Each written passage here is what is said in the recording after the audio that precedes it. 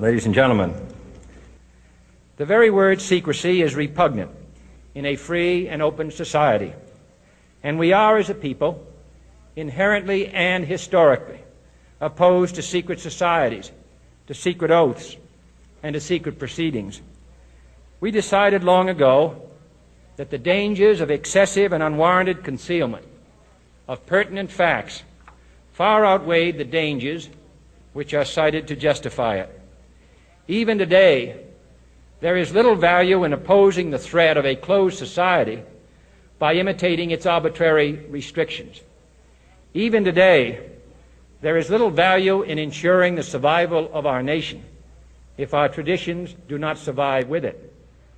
And there is very grave danger that an announced need for increased security will be seized upon by those anxious to expand its meaning to the very limits of official censorship and concealment. That I do not intend to permit to the extent that it's in my control.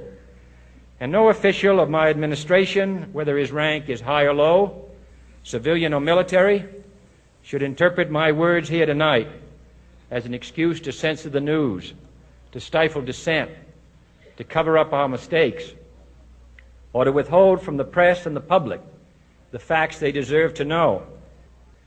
For we are opposed around the world by a monolithic and ruthless conspiracy that relies primarily on covert means for expanding its sphere of influence, on infiltration instead of invasion, on subversion instead of elections, on intimidation instead of free choice, on guerrillas by night instead of armies by day.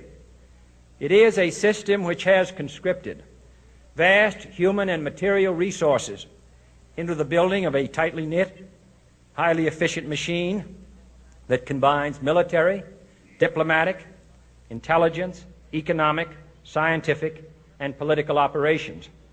Its preparations are concealed, not published. Its mistakes are buried, not headlined. Its dissenters are silenced, not praised. No expenditure is questioned, no rumor is printed, no secret is revealed. No president should fear public scrutiny of his program, for from that scrutiny comes understanding, and from that understanding comes support or opposition, and both are necessary. I am not asking your newspapers to support an administration, but I am asking your help in the tremendous task of informing and alerting the American people. For I have complete confidence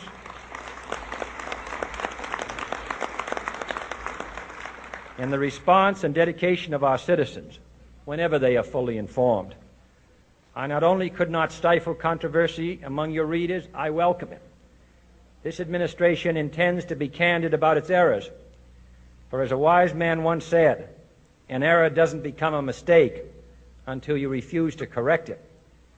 We intend to accept full responsibility for our errors, and we expect you to point them out when we miss them. Without debate, without criticism, no administration and no country can succeed, and no republic can survive.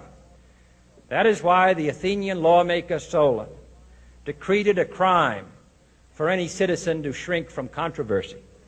And that is why our press was protected by the First Amendment, the only business in America specifically protected by the Constitution, not primarily to amuse and entertain, not to emphasize the trivial and the sentimental, not to simply give the public what it wants, but to inform, to arouse, to reflect, to state our dangers and our opportunities, to indicate our crises and our choices, to lead, mold, educate, and sometimes even anger public opinion. This means greater coverage and analysis of international news, for it is no longer far away and foreign, but close at hand and local. It means greater attention to improved understanding of the news, as well as improved transmission.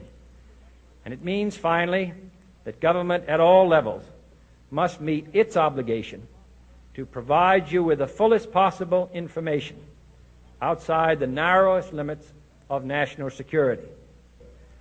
And so it is to the printing press, to the recorder of man's deeds, the keeper of his conscience, the courier of his news, that we look for strength and assistance, confident that with your help, man will be what he was born to be, free and independent.